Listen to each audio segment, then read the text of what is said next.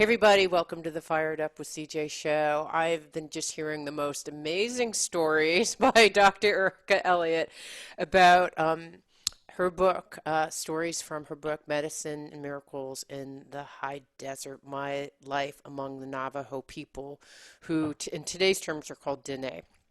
Um, and so in the previous segments, we were talking, in the previous segment, in segment two, we were talking about her experience seeing twice a shapeshifter. And you were saying at the end of that segment that you have seen, witnessed just incredible miracles that you as a medical doctor have really just have never been able to explain. And I think you're going to share with me the story that I read about the lymph node and your miraculous. Yeah. Well, just tell me about that one because it's Okay. such a beautiful story.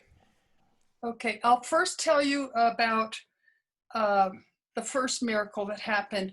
Well, because I went to this children's home so much, they sort of adopted me. I became like, in fact, they called me a Sansachi. It means Navajo woman with red skin, because I was sunburned all the time.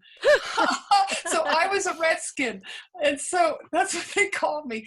And so they said that I must be part Navajo, even though I look very white. And so they completely accepted me. Like, you can't even imagine the depth of exception.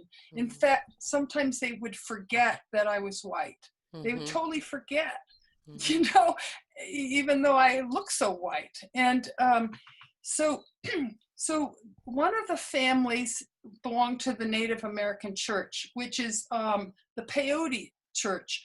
And it's a church. They do not do this for recreation. In fact, that's totally considered a bad thing to use these. They call it the medicine. The peyotes they call the medicine, and they harvest it once a year in Texas. And the government allowed them to do that, but in that era, white people were not allowed to attend those. So I was doing this illegally. So the family invited me to attend, and it's called the Native American Church, and they told me I had to dress like a Navajo. I could not go in there in a white person's clothing. And so I got this beautiful outfit, and they made my hair into a Navajo knot, and they Mm. wrapped the yarn around it, and I had the concha belt. I looked beautiful. I looked in the mirror, I was going to prom or something, a Navajo prom. And so I went in there, and I was pretty new. I couldn't really speak much Navajo then. I could say, hello, how are you? How many sheep do you have? Not much, in other words. And so the grandmothers used to tell me to call them grandmother in Navajo or mother. So my mother, Shema, she she told me, she said, when the prayer tobacco comes around, just pass it on. Okay, so that people take it's from herbs from the San Francisco Peaks, the sacred peaks that's now been turned into a ski area, which is really sad. Mm. But so this is very sacred. They breathe in and they exhale and they say a prayer. And then they pass it on. And so my Navajo mother did that. And then she said, just pass it on. And I took it and I breathed in, exhaled, and started praying in Navajo. And while I was praying, I thought, my God, I must be so stoned. It feels like I'm talking Navajo. That's impossible. This must be a major hallucination. I mean, I'd never done peyote before. I didn't know what Right. to expect. And I thought, oh, I guess this does it. It makes you think, imagine Yeah. things are happening. So, so this couldn't possibly be real. And so I said my prayer and passed it on, and I noticed that everyone was kind of staring at me, but and then I passed on. And then they have the water drum, which is a metal drum with Wait, water. do you remember what you were saying? Can you try to repeat what you were saying No, at the time? no, You don't no, I was in remember. an altered state. I totally altered. I have no idea what I said. Yeah. No idea. Okay, sorry. In fact, okay, so then the water drum comes, and when the water drum comes, you drum it and it's very ethereal sounding, and like your own heartbeat. And then you sing a song, a sacred song. And again, the grandma, my Navajo mother said to pass it on. I took the drum and I started praying. Hey, ne, young, yo, hey, ne. I thought, wow, this is an incredible hallucination I have. And I passed it on, and then by morning, the peyote had worn off, and now I couldn't speak a word. Right. And then we go out and we bless ourselves with the touch the land, and then bless ourselves with the eagle feather fan, and then we go into the cinder block house where we sit on the floor, and the women have been making the big mutton stew and fried bread and the peaches and stuff like that. And the roadman, that's the medicine man in the peyote religion, so he started talking to me nonstop in Navajo, and I was so embarrassed. I kind of looked down, and I was it's like wow, he's talking to me. I don't know. And then I finally said in English, I'm sorry, you know that I don't speak Navajo. And everybody burst out laughing. And he said, you talked up a storm last night. In Navajo, he said, you kept praying and praying and praying in Navajo. And so I just was so confused. I was so confused. How? And I said, you mean that really happened? I really spoke Navajo? And they all said, oh, which means yes in Navajo. Yes, you spoke Navajo. And Wow. I said, how is that possible? And they all smiled and nobody said anything. So to this Wow. day, I have no idea. I mean, I could make up something about quantum physics, but it'd be made up. In other words, I don't really know. I don't know.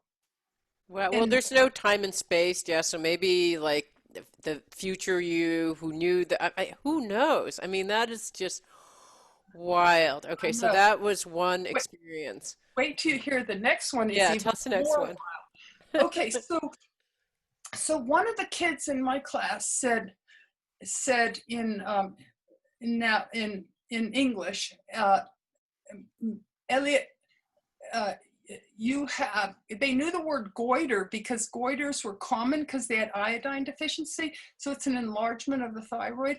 Mhm. So she pointed with her lips, you're not supposed to point with your fingers. She pointed with her lips right here. And Yeah. yeah, and I felt, and I had felt it before, but I chose, like some of my patients, just to ignore it, thinking it's going to go away because I didn't want to face it. And Mhm. so, but it was hard like a rock. And so I thought, even though I didn't know a thing about medicine, I thought, well, I better get this checked. So I drove to the Christian hospital that, but they didn't have much hospitals around then. And it was an hour and a half away in Ganado. And the internist saw me in his starchy white coat, and he said, it doesn't look good. It looks like this is a lymphoma, like cancer. And he said, why don't you come back? We don't have the staff here now. Come back tomorrow and we'll biopsy it. And so being young, I was frightened, just like some of my patients get frightened, and I never went back. And I told my teacher aide, Donna Scott, what happened, and she said, my people can help you. And she told me about a medicine man. She told me how to find him. And I mean, their instructions are pretty wild. You go down this, it's barely a road, this rutted road. You turn right at the sagebrush, and then after the third pinon, you go left. And so, I mean, I had so much trouble finding this medicine man. And I finally found him. And guess what he said? He said, this isn't my specialty. You should try this man on the Hopi reservation. And so I drove all the way to the Hopi reservation, found the medicine man herding sheep. And he said the same thing. this isn't my specialty. So, I thought, oh my God. So I told Donna, oh my God. And then I told my Navajo family, and they said, we'll put on a ceremony for you. We'll share it with another family who has a sick baby, so we won't bear all the costs ourselves, because it's expensive to butcher a whole sheep and pay for the roadman. So they shared it and they gave it to me as a gift. And the roadman is, just for people who don't know, that's the medicine man that That's the comes in. medicine man. Right.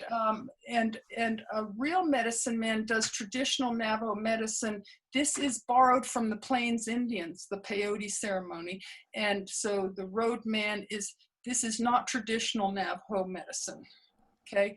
And and so the family said, the roadman can help you. So they had the ceremony for me and the baby.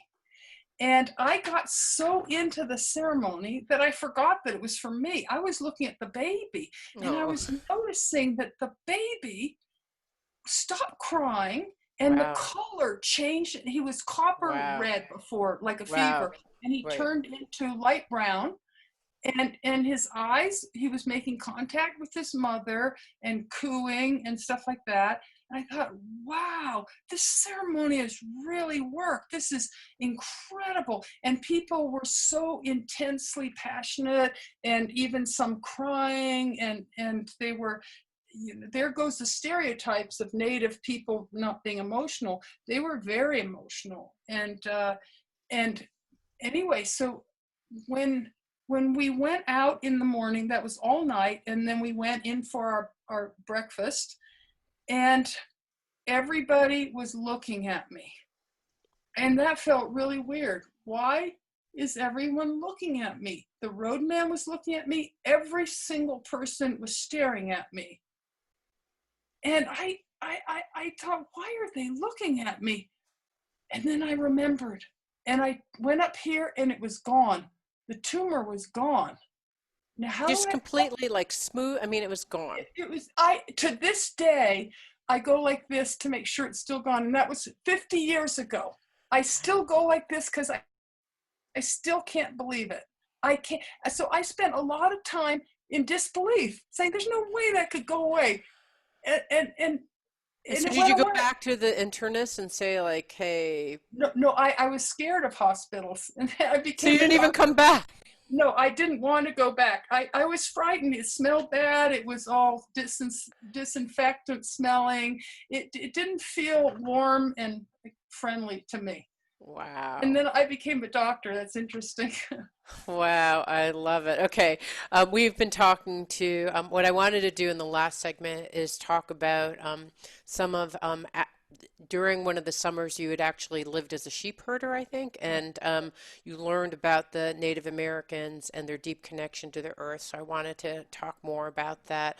We've been talking to Dr. Erica Elliott about her book, Medicine and Miracles in the High Desert, My Life Among the Navajo People. Thank you so much. It means so much to me that you're listening to the show. I would love your support in any way by giving me comments below, or to subscribe to the show, or share the show with friends. Thank you again for your support. Love and blessings.